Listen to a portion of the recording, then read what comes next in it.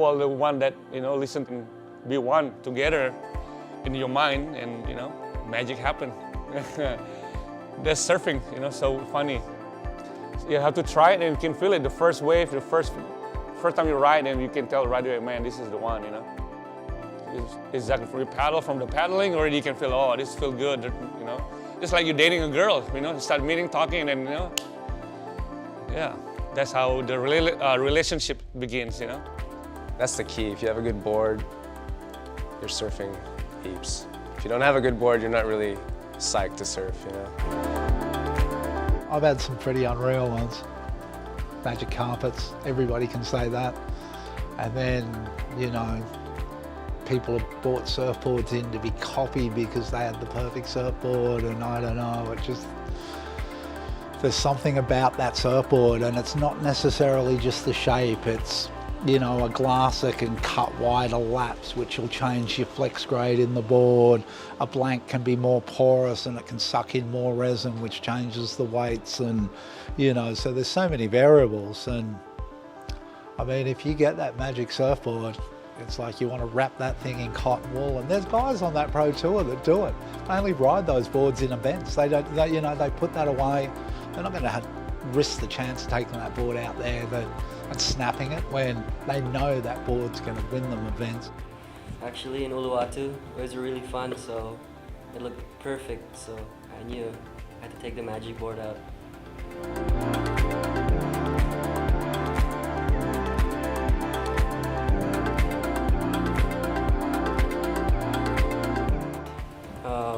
When I came in, the board is still in one piece, so I was stoked, yeah.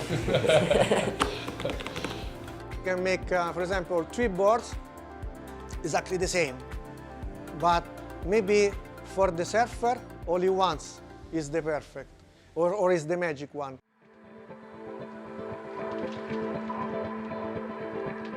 Well, I got into shaping boards. My younger brother, Mark, was Australian junior professional champion in '83, I think it was, and he got sponsored by a Japanese company, and I actually had the opportunity to actually go there and learn to shape surfboards with the company. The one thing that really helped me out was the fact that Mitsubishi Corporation, that make the cars, actually branched into foam surfboard blanks, and they had problems with their formulas, and the guy that I was working with knew somebody that worked in that division, the Mitsubishi foam, and they were going to throw out 10,000 blanks on the rubbish tip, and they basically just said, how many do you want? You can practice on these. And to have that opportunity would have taken me, I don't know, 5 years, maybe longer.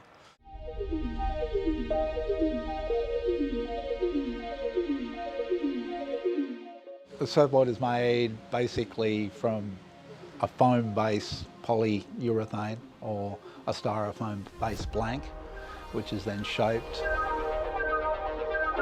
And then with a polyurethane, you're using a polyurethane resin, and the cloth always remains the same. With the styrofoam board, you're looking at using epoxy resins. And so the process starts with the shaper, moves through to the glassing, and then the board's sanded and finished, possibly airbrushed if somebody wants like a nice design on their board. The thinner your rail is, the more it'll cut into the water, which, is better in a bigger wave. Your bottom curve, flatter rockers, move faster, better in smaller conditions. And then you've got all the varying tail shapes, from round squares to rounded pins to swallowtails. Like a round pin will surf more of a kind of longer arc, whereas a square tail will give you that release out of your turn. And so then you've got your fin placement and, different angles and toes to where your fins are placed, to how much drive you'll get out of the surfboard. And, it's kind of probably the best analogy of that. It's like having a car steering wheel on full lock, and the more you've got your fins splayed over, the looser it becomes. The more upright they are, the tighter it becomes, the more pulled into the nose. So it's like just letting out the wheel, and your arc gets bigger and bigger and in a turn. So, you know, it's like all those components come together to, you know, try to achieve what you're trying to achieve, which is the perfect surfboard. Yeah, when a surfer asks me for a board, I guess, you know, the main factor is them being honest with their own ability, you know, and actually getting something that can either advance their surfing or, you know, a guy that is actually a really good surfer that knows what he needs, and he might just want to change a small area of the board for what he thinks could make it perform better.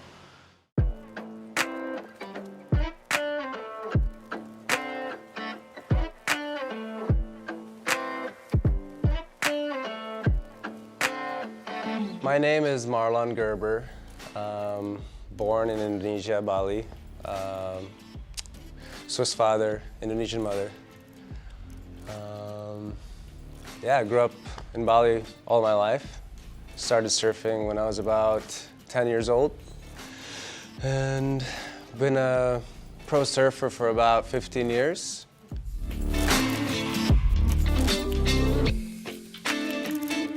I met Matt at my parents' hotel where I stayed, and Matt's parents lived right next door to us. Yeah, at the time I didn't really know how lucky I was having a shaper next to my house, you know, but now I think back, it was quite special, you know, not many kids had that, especially in Bali at that time.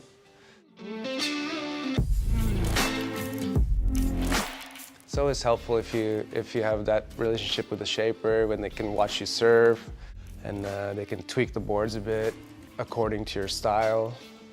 Just little fine-tuning of the board, you know, that really helps. That's very important as a surfer. You have to work very close with the shaper because you make sure where your mind want to go when you're riding the wave, you know. If a little drag, little things, you know, a little different in the tail or, you know, your hips make a big difference on the board, you know, and how the board ride. You work very closely with the shapers, work on every design, every surf competition where they go, they have different specific boards. I communicate with my shaper a lot, Rizal. He comes to Bali a lot, so he watches me surf, look back at old footage and see where we can improve on that.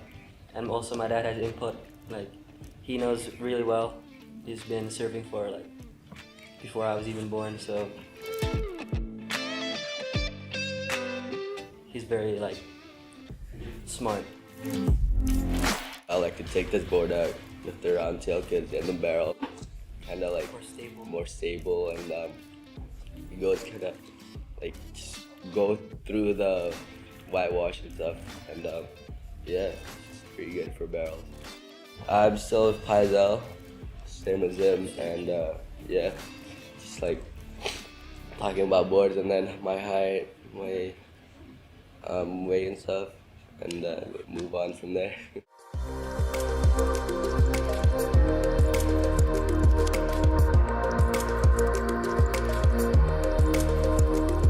You kind of always hear that sort of surfer-shaper relationship, and there's been so many of them over the years, and you know, from Rusty Priestendorfer to Mark Opaluco to Greg Clough with Barton Lynch, from Al Merrick to Tom Curran, Tom Carroll with Bill Byrne, Darren Hanley, the more recent times with Mick Fanning.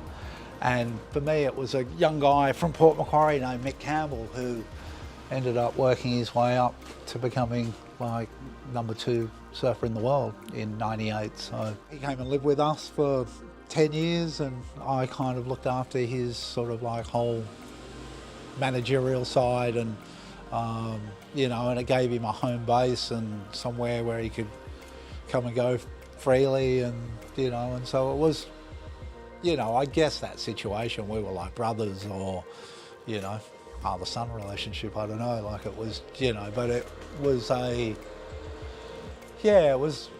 situation, and I think if you asked any of the other shapers and surfers their relationship, you'll find it was all kind of a similar thing, where people, you know, like they had that tie, you know, with the surfer, and then just this massive change came to surfing. My name is Patrick Napoli. I'm originally from Germany, but I grew up in Italy. At the moment when I arrived, it was 99, 2000, and no, actually there was no any manufacturer of surfboards here in Bali. So I think maybe I'm one of the first one, yeah. When I was living here at the beginning, it was perfect. I can shape one board by day, it was enough for living. After, when the living costs go higher, you have to work more and more. No, of course, I start making boards and shaping, like traditional, with a planner, every day. I think I did for 10 years and shaping. After, I see the first shaping machine actually in France. And of course, when I was shaping by hand, I get tired. So I don't have so much time for surfing. So the introducing of shaping machinery in the surfboard market make the shaper have a little bit more time for family, time for surfing, and produce better boards. With that happening, a lot of Chinese mass-produced imports came into the market, and I don't know, it just became a situation where we couldn't even make a surfboard for the prices that some of these surfboards were retailing for, and I don't know, I guess I just sort of saw the writing on the wall, and I kind of just sort of walked away from it, really.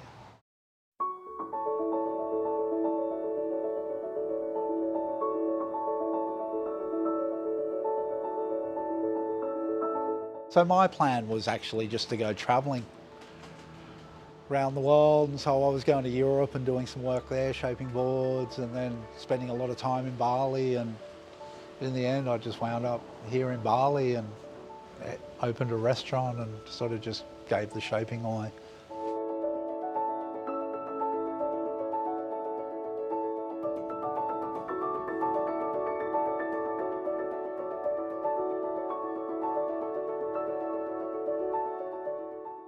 Living here in Bali, and a lot of like international shapers that come through Bali stay with me, and one shaper in particular, Timmy Patterson from California, who, you know, is a pretty famous guy, shaped the world champions boards, Idolo Ferreira, shaped for a guy, Matt Archibald, always stayed with me, and he was using Shape 3D software, and he pretty much gave me a bit of a rundown on how it all worked, and so when COVID hit, I had the software, and I just kind of used to muck around with it like it was a video game, and I just did surfboard designs, and then, you know, that whole power of the internet, I started posting a lot of old photos and video clips from when I had different professional surfers riding my boards, and actually just called the kind of whole thing like Shaping Bay Days, and it was more of just like, you know, kind of a fun thing to do about days gone by for me. And from there, a company, Sideways Surf in Australia, saw what I'd been posting, and then they approached me and actually asked me whether I'd be interested in possibly working out of their factory, which is here in Indonesia. And so, so I kind of ran with that. I ended up having to go up to their factory in Surabaya, which was kind of a funny one because I'd never had a board cut off the machine like that before. So when I turned up there and spoke to the manager, production manager, a guy named Troy Hurst, I had to come clean and tell him, like, I've never actually had this done before, so go easy on me if these designs, like, and he was actually great and was pretty sort of like amazed at like the fact that I kind of never had boards cut, but I did know everything that I wanted to put into those surfboards. I had a shaping book that had all my numbers and boards for different professional surfers and over the years, and and so I just kind of ran with what I knew worked, and I could look in that book and go, well, Mick Campbell rode that board and won this contest on it, and I'm going to kind of stick with those rockers and maybe adjust them. And then because it's so easy now just to kind of adjust those rockers, then yeah. And then I was really happy because the first board that I ever did off the machine that just got smashed to bits, which my whole thing was I was going to hang that on the wall, because after 15 years it was like my #1 board here in Indonesia, Bali. Yeah, I was like really sort of stoked with how good that board went, but I still think I can probably get 30–40% more performance out of it.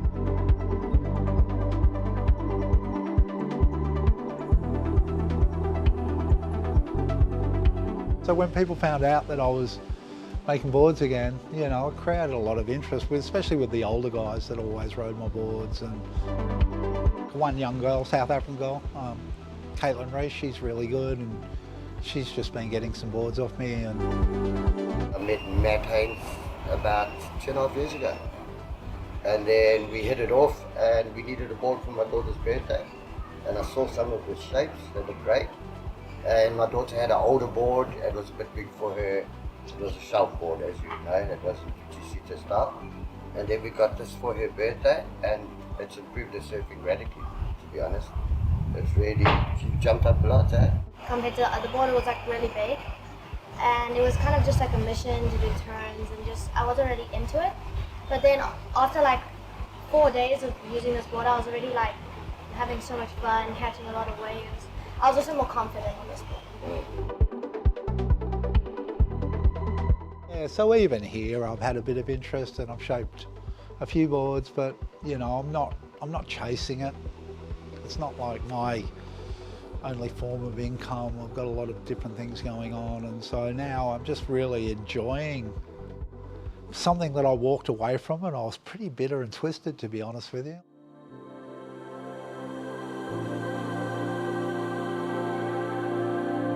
Right now, I'm just loving my surfing. I mean, that had a lot to do with this pandemic as well. I mean, I surfed 411 days straight, and just to be able to ride a board that I'd shaped myself again, and and yeah, it was just an amazing feeling. And it's like anything right now, photography went digital, but at the same time, it's that photographer's vision and input and looking at light and different aspects of like that whole art. You've still got to be able to see something to take a great photograph. Shaper's always going to be needed because he's the guy that's got to input everything. Like, that machine's not going surfing. Like, that machines don't surf. Or maybe they will. I don't know. Like little robot surfers out there. At this point in time, you still need that human input, but for how long, who knows?